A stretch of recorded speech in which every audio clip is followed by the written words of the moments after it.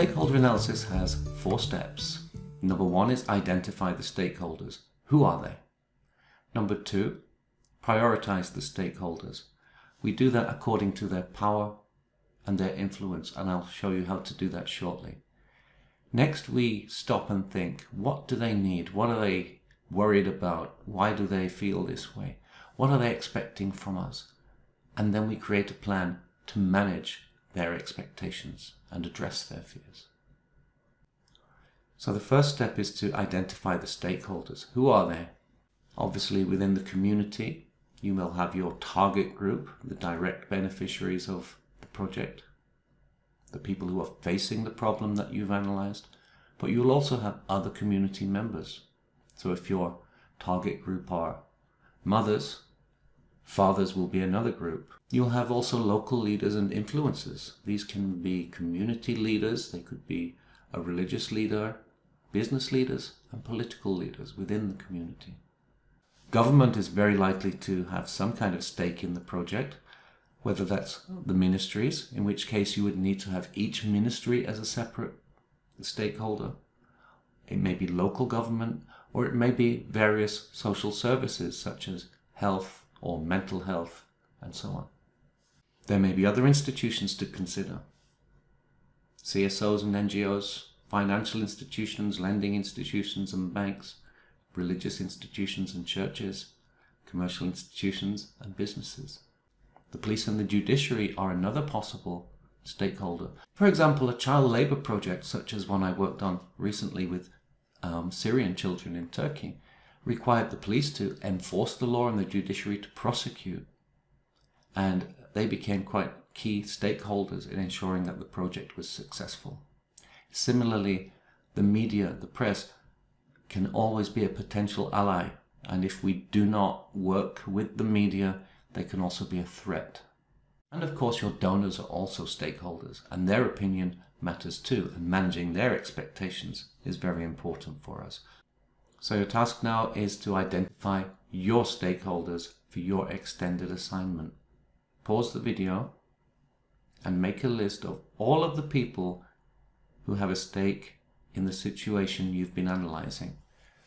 And they will be the people who can be affected by any initiative you take, and people who can affect what you do. So it works in 2 ways. Make a list of all of your stakeholders.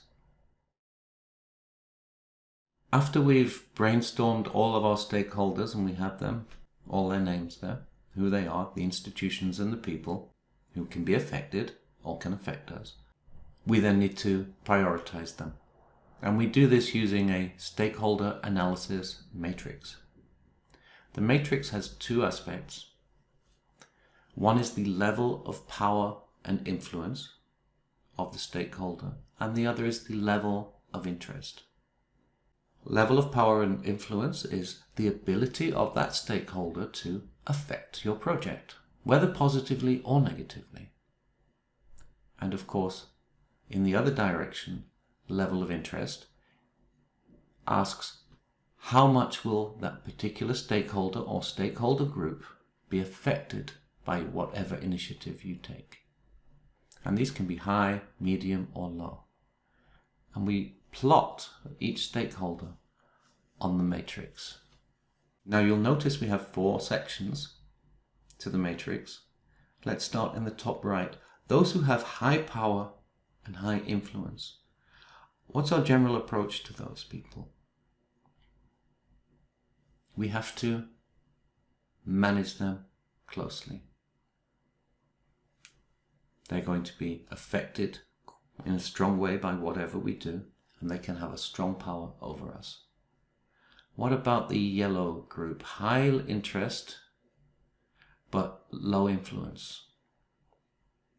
Okay, so they're likely to be affected, but they don't have much power to affect us, but we do need to keep them informed.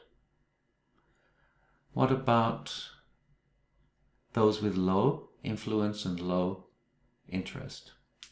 There's not much they can do. They won't be bothered much either way, whatever we do. Well, we still need to monitor them. Perhaps their power will increase or their perspective on what we do can change. And those with low interest, they're not much affected, but they do have a lot of power. We have to keep those people happy. So now take your list of stakeholders and put them along the matrix and be quite precise about how high and how low, how much to the left, how much to the right, so that we have all of our stakeholders where they should be. Okay, I'm going to put a lot of questions out here right now, and for each stakeholder, use these questions to guide your understanding of them better. We want to know about what their needs are and what their fears are and what their motivations are and how they're going to react and how we're going to react if they react negatively. So bear with me. For each stakeholder, is their interest positive or negative? Are they enthusiastic that we're going to do something, or are they cautious or nervous? Maybe they stand to lose financially. Maybe they're afraid of losing power or status.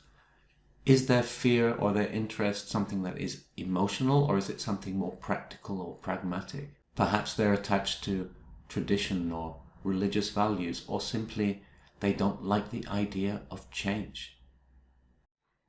And what do we want from them? Do we want them to be our champions and advocates, or do we want them to be involved in the project in some way? Or do we simply want them to step back and let us get on with delivering the project? And what are they expecting from us? What do they need from us? And what kind of information will we need to give them to ensure their cooperation or reduce their resistance?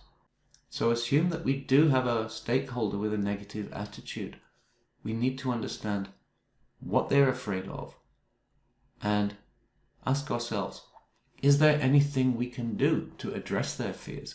Do they just need to be better informed? Do they need to understand our logic better? How can we gain their support, or at least reduce their resistance? What if we can't? What if we can't make them happy and they're going to oppose us? Do we have a plan for that? What's our strategy here? And what about these unhappy stakeholders? There will always be some. Every project has winners and losers. The unhappy stakeholders, maybe they don't have much power now, but what if they mobilize together, or if they have more powerful allies? Do we need to think about those secondary stakeholders also? So your task now, what do your stakeholders need? If you downloaded the spreadsheet, just concern yourself with the first 6 columns right now. The other columns we will come to in the next video. And list them: the stakeholder, the level of interest and influence, high or low. What do we need from them? And be free to explain in detail if necessary. And it's okay if what we need from them is they don't object. That's a good one. What are their interests and concerns? What motivates them? What's their fears or their interest? How are we going to gain their support or minimize any opposition? And what's the best way to communicate with this group or with this stakeholder if it's an individual?